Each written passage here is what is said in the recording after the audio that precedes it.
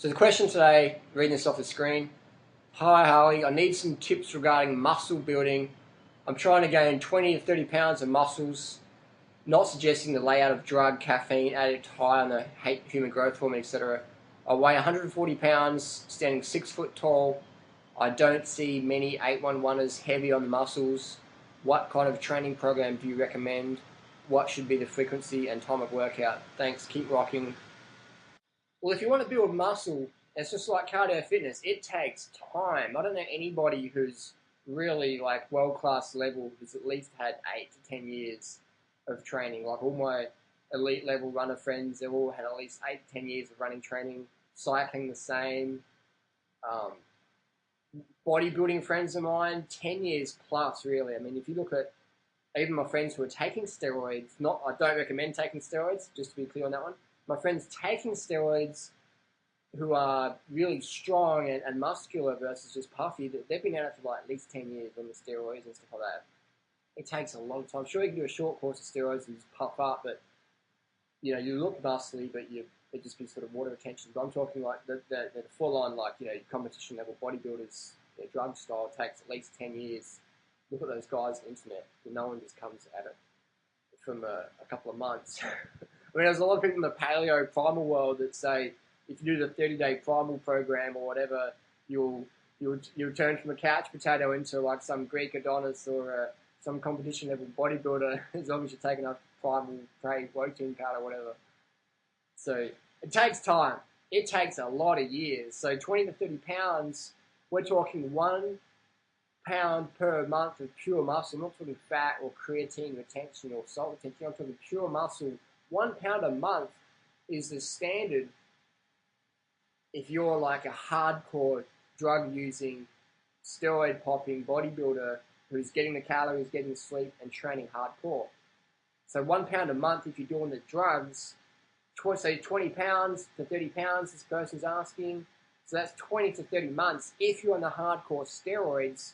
So to go from 140 pounds to 160 pounds, you're not going to look too much different. You look, you're a bit muscular, but you're not going to look like a bodybuilder. You're not going to look like a strong man. So it's going to take you at least 5 years to put on the 50, 60 pounds to get the sort of, wow, that guy's a bit of a muscle head look. That's with steroids. That's with steroids, and I'm not promoting steroid usage. So 5 years with steroids, so put on the 50 pounds to make the big differences.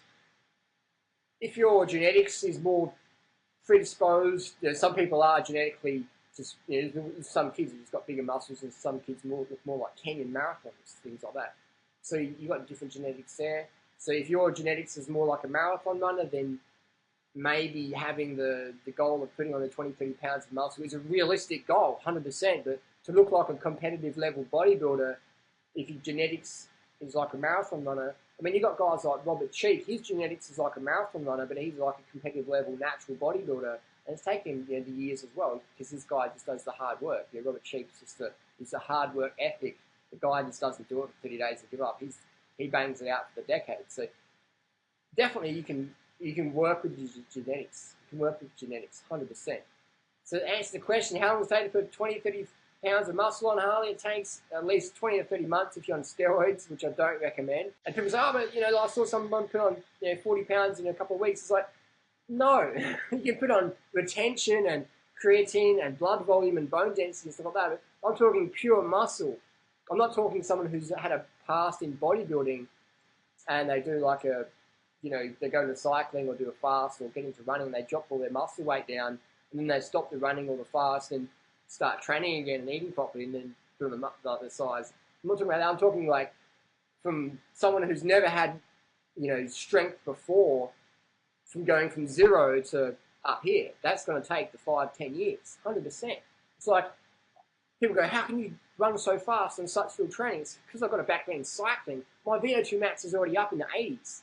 So my running is really low training, but I've got a high VO2 max. So my progression's a lot quicker. But if I started running with a VO2 max around 30 and I'm 20 kilometers a week, then I'd be doing nothing. Because I've got a VO2 max of 80, 20 kilometers a week, which I ran last year, 22 Ks a week, average something like that. That's going to provide the stimulus because we've got to get the VO2 max in. So if someone's got the history of strength training and muscle development, and they're coming back, and yeah, they can put on the 23 pounds a lot quicker than someone who's just coming from ground zero. So that's why we want to start our training today. Start our fitness lifestyle today, because people go, oh, when I get time, you know, I can build fitness up later on. It takes years, man. It takes decades. Cadel Evans, he won the Tour de France last year, first Australian ever to win the Tour de France. It took him 22 years to win the first Tour de France. It took him years to finish it. It took him years to get on the team. It took him years for his team once he got on that team to get chosen for the Tour de France. And then once he did the Tour de France, it took him years to finish it, and then it took him years to win it. 22 years in total. And people are like, oh, you know, like, I'll have a go, you know, I'll have a go. 6 months, I should be doing good. It's like the Raw Bras. You're nothing personal against Raw Bras, but they did this lifestyle for a couple of months, and they lost like fat, and they think, oh, I lost muscle or whatever, they're underrated or whatever they did. And then so they do it for a couple of months, and oh, it doesn't work. It's like, you got to do the lifestyles for the years, man. You can't have the mindset of like, I want the results yesterday. I used to work in the bike industry. People will come in and drop $10,000 on a bike, and I'd say, well, I mean, you don't have to spend that much money. You spend $2,000. It's just good. Like, no, I want to be really good. I'm like, yeah, but $2,000 bike's just as good, man. Like, no. And then they come back a few months later and go, oh, you know, this bike's not that good, man. 10 grand, you know, it's not that good. I'm like, what do you mean? They're like, oh, I'm not beating all my mates. I'm like, how long have you been riding for? They're like, oh, I started this year. I started last summer. I'm like, how long have your mates been riding for? Oh, I'm riding with such and such and such and such. I'm like, those guys have been riding for 10, 20 years, man. Or 5 years, 8 years, or more. Just because you spend $10,000 on some program or some bicycle or some supplement program doesn't mean you're going to be like getting up there straight away. You know, people get suckered in by these little quick fix scams. Some from just sincerely wrong people, and some people from, you know, the hucksters. Won't name any names there. But it takes the time, and a lot of people go, oh, it takes too long, I'm going to try some other program. It's like, well, you're just going to merry-go-round and get suckered in by all the scams and all the paleo, primal, low-carb, whatever, fad diets. People just get suckered in and go, oh, I'll try this, I'll try that, and oh, this doesn't work for a couple of weeks, I'll try that one. And they just, I call them diet jumpers. They just jump from diet to diet to diet. They have no basis of basic human physiology. They're always, you read their blog, they're trying something new next month or whatever. I'll try this, it didn't work, I'll do it, blah, blah, blah. And when you have a flaky attitude like that, you're not going to achieve much in life. You're going to have the conviction, the commitment. Otherwise, you just jump around. So how long does it take to put on the 20, 30 pounds, man? It takes years. It takes years to get the good results. And if people aren't prepared to put in the years of work and effort, then they're not going to get the results, man. And that's why you have people in cycling doing drugs to try and speed up their progress, but it doesn't work that way. You still have to do the training, and then when you do the drugs, that complement each other. Dirt promote drug usage. You were saying, you have newbies. I've had newbies taking EPO and steroids and trying to keep up with me, and they improve a bit, but they burn out because their body doesn't have that fitness base. So if you've got the fitness base, then you can stack upon that, yeah? So people just got to understand that the training starts today. You just got to train consistently.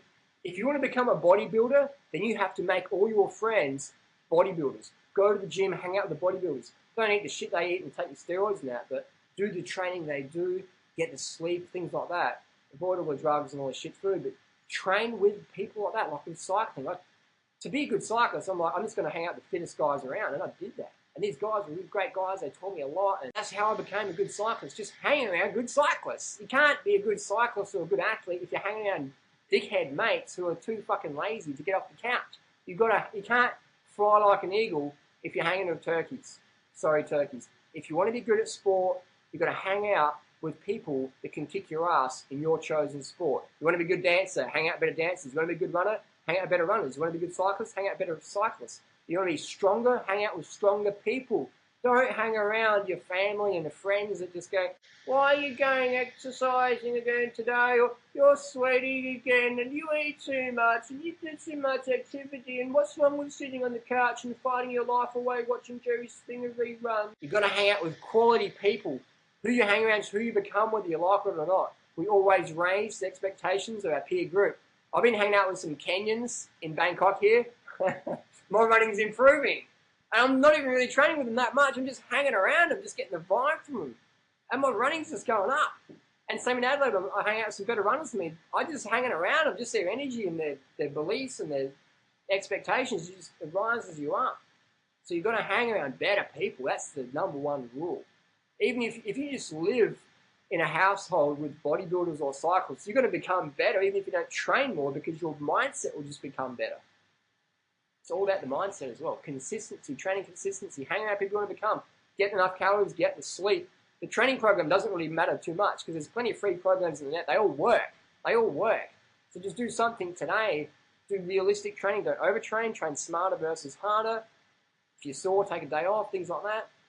Just ease into it as well. Ease into it. Hope that answers the question. It's a big answer, but it's a big discussion. I could go on and on about that. Bottom line is train consistently. Hang out with better people in your chosen sport. Get the early nights. Get the consistent calories in. If you want to be a big, strong, fit man, you got to fucking pound the calories in. You got to pound them carbohydrates in. Otherwise, you're going to be the 140-pound guy at the gym who looks like a marathon runner, which is fine, which is like me. But if you don't want to look like a marathon runner, you got to fucking eat like a fucking bodybuilder and chew those fucking calories, man. All my bodybuilder friends, 5,000, 10,000 calories a day. They're like, they eat as much as cyclists, but they do a different training. So ease off the cardio. Cardio just strips you right down. If you want to get big, cut the cardio out. If you want to get lean and be a marathon runner, cyclist, cardio up. If you want to get big and strong, cardio down. I don't see people who are doing bench press competitions running 10K races. So cut out the marathon running, cut out the distance cycling, and hang out with the bodybuilders. Thanks for watching.